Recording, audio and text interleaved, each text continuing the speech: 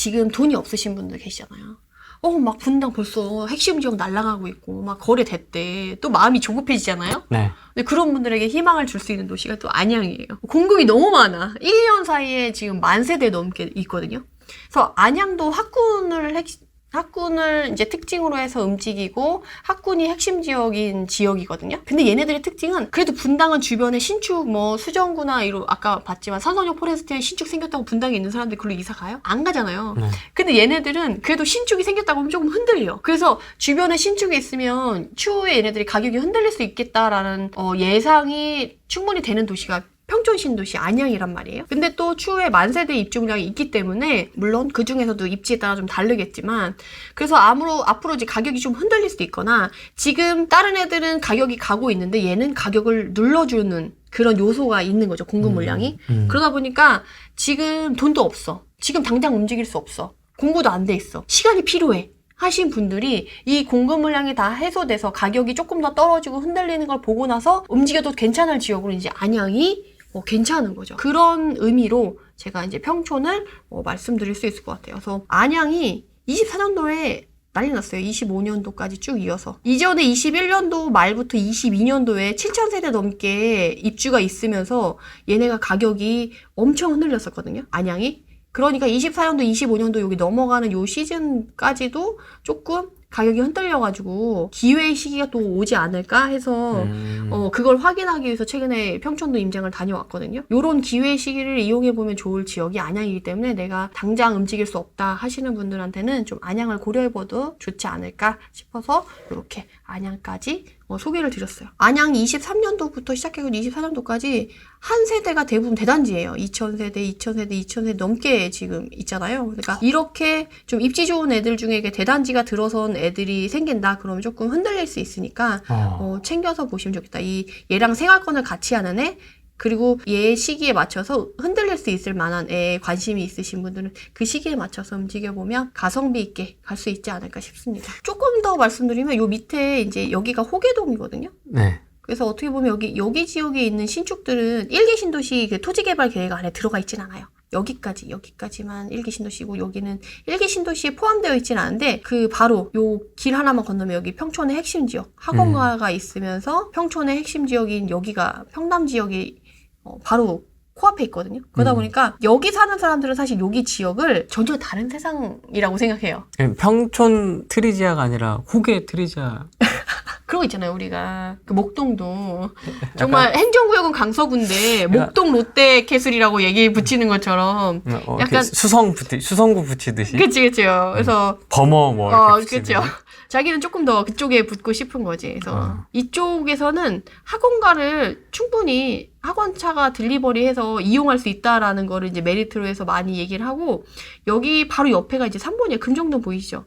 여기 옆에가 바로 3번이에요. 그래서 3번에 있는 사람들이 또 여기를 또 많이 채워주고 있어요.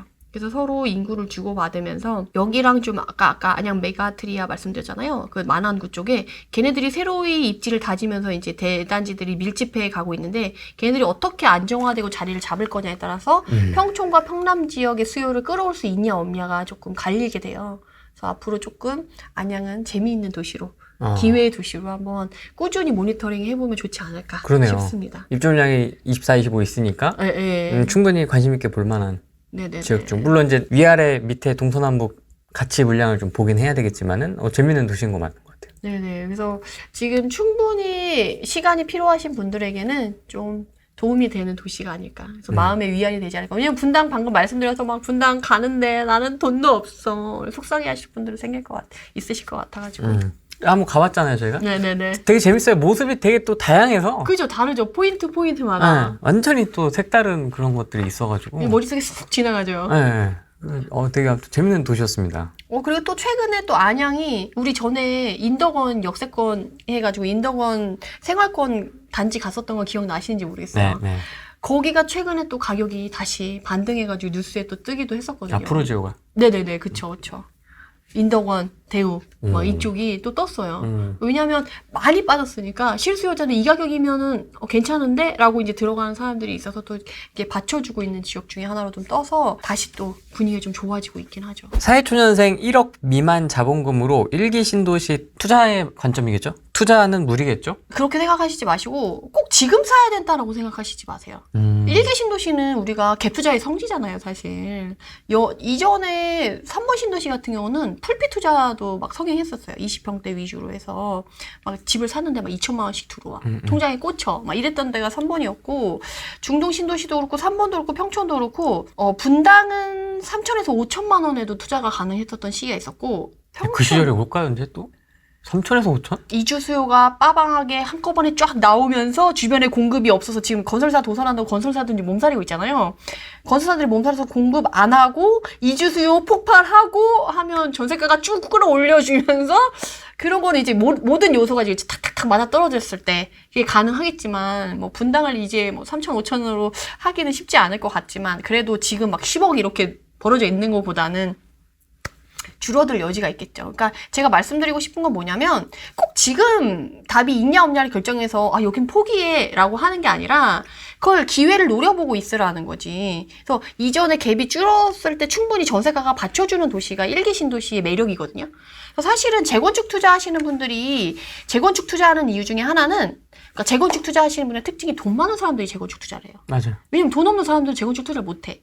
근데 돈 많은 사람들이 또 재건축을 좋아하는 이유가 이미 정답지가 있는 상태에서 들고 푸는 투자여가지고 갭 투자보다 리스크가 훨씬 덜해요. 마진도 딱 계산이 안전마진이 딱 있잖아요. 옆에 신축 봐서 안전마진 얼마 보고 들어가잖아요. 근데 갭 투자는 어때요? 앞으로 2천만 원 오를 거야. 정말 장밋빛 인생을 그리면서 들어가잖아요. 근데 안 될 수도 있어. 그러니까 그만큼 리스크가 조금 더 큰 투자가 갭 투자인 거예요. 재건축 하시는 분들은 전세금도 얼마 안 되잖아요. 그냥 탁 그냥 내줘 바로. 돈 있으니까 그냥 바로 줘 그냥. 그래 달라고 말면 통장에서만. 알았어 줄게. 얼마 안 돼. 그러니까 이 정답지를 들고 투자하는 투자가 재건축인데 그걸 이제 1기 신도시가 그걸 가져온 거예요. 그래서 옛날에는 재건축 투자라고 하면 소액 투자하시는 분들이 재건축 투자를 진입을 못 했었는데 꿈도 못 꿨죠. 네, 근데 이제 1기 신도시가 재건축에 발을 들였기 때문에 이제 소액 투자이신 분들도 재건축을 대상으로 한 도시에 투자를 하실 수가 있는 거야. 그게 이제 1기 신도시인 거죠. 그래서 여러분들이 이제 정답지를 들고 풀 수 있고 요번에 노후계획도시 특별법 발표되면서 키워드 3개 말씀해줬거든요. 통합개발, 고밀도 개발, 역세권 개발. 거기에 들어가는 키워드 안에 들어가는 조건에 있는 애들이 갭이 붙는지 추후에 지금 공급 물량 안 되고 전세가 이렇게 지금 전세 사기 때문에 사실 금리가 안정화됐는데도 불구하고 전세 거래라던가 전세 가격이 조금 치고 올라가는 게 조금 덜하긴 하거든요.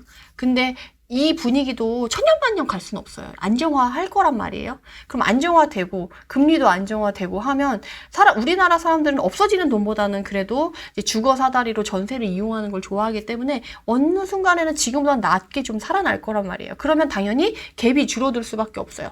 그러면 그거에 맞춰서 내가 그때 움직여서 늦지 않아요. 자, 그러면 조금 더 노골적으로 여쭤보겠습니다. 나 1억 들고 있다. 투자의 관점에서 1기 신도시. 뭐 지금 하라는 얘기는 아닙니다, 분명히. 네. 그러면 어디를 좀 관심 있게 보면 좋을까요? 그래서 제가 아까 안양 말씀드렸잖아요. 안양 흔들리면 그때 이렇게 봐라. 매매가 흔들리고 전세가 상당히 조금 받쳐주는 시간. 물론 공급 물량이 쏟아지는 시기에는 전세가가 받쳐주기는 어려워요. 근데 일시적으로 그럴 거다라고 이제 예상이 되는 데 같은 경우는 잠깐 좀 일시적으로 돈을 융통을 하는 거지. 그러다가 이제 금방 한 바퀴 한 2년 정도만 돌리면 공급 물량 사라지고 나면 전세가 쫙 올라오는 애들 있거든요. 몇 억씩. 그러니까 그렇게 생각을 해가지고 공부를 많이 하셔서 그런 데를 찾아가지고 하셔야지 본인이 자산을 퀀텀 점프할 수 있는 거지. 그냥 지금 나와 있는 것 중에 1억 미만짜리 없고 1억 전후로 내가 가진 돈으로 투자할 수 있는 거 없는데요 라고 손 놓고 있으면 아무도 도와주지 않아요. 플렉스 PPP님 안양 공부합시다. 안양뿐만이 아니라 지금 3번도 리모델링 추진하고 있는 애들이 12개 단지나 돼요. 근데 걔네들은 가격도 좀 싸. 그리고 상대적으로 좀 전세가도 1기 신도시 전체가 지금 전세가율이 지금 많이 낮아졌지만 전세가율이 높기로 유명한 데가 80% 90%까지 항상 치고 갔던 도시들 중에 하나가 1기 신도시거든요. 그래서 전세가가 좀 살아나는 걸 보고 나서 갭이 별로 투자금이 없다 하시는 분들은 재건축 어차피 20년 30년간 갈 거잖아요. 1기 신도시 제가 요새 밀고 있는 그 말 중에 하나가 어차피 1기 신도시 다 하려면 최소 20에서 30년 걸린다. 그러면 1기 신도시 이번에 한 번 제대로 공부해 놓으면 20년, 30년 동안 먹거리가 계속 올 거야. 공부 제대로 해놔. 먹고 빠지고 먹고 빠지고. 그렇죠. 20년, 30년 동안 하락장 몇 번 올 것 같아요. 꽤 오죠. 그리고 재건축은 또 되게 특징적인 모습 중에 하나가 부동산 시장 흐름에 상당히 민감해요. 왜냐면 자산가들이 투자하는 거고 그 미래의 가치를 보고 투자하는 거기 때문에 그게 지금 가시성으로 나타난 게 아니고 실수요자가 받쳐주는 투자가 아니잖아요. 그러다 보니까 시장 흐름에 상당히 민감해서 가격이 빠지면 푹 빠지고 가격이 오르면 푹 올라요. 그래서 변동폭이 큰 투자가 또 재건축 투자 중에 하나거든요. 특징 중에 하나인데 그렇기 때문에 추후에 시장의 출렁임에 따라서 너무 뭐 단타로 몇 개월 만에 왔다 갔다 할 수는 없지만 그래도 상승과 하락을 반복하는 굵직한 구간에 들어갔다 나왔다 몇 번만 하면 다음 시장에 충분히 서울 입성할 수 있을 정도의 자산을 만들어 놓으실 수 있을 거라고 저는 확신합니다. 수원 영통 네네네. 24평형 향후 리모델링은 어떻게 보시는지 궁금해요. 여기도 꽤 조정받은 것 같은데 이 가격이 현재 가치인지 궁금합니다. 리모델링이라고 하니까 떠오르는 단지가 몇 개 있긴 한데 그리고 수원 영통은 사실 리모보다는 재건축이나 이런 애들이 훨씬 좋은 입지를 갖고 있는 경우가 많아요. 걔네들이랑 비교했을 때는 조금 입지가 떨어지지 않을까? 근데 리모델링이 또 생각보다 재건축보다 절차가 짧아서 빨리 갈 것 같다라고 생각해서 리모델링 투자하시는 분들이 많으신데 실제로 까보면 그렇지 않아요.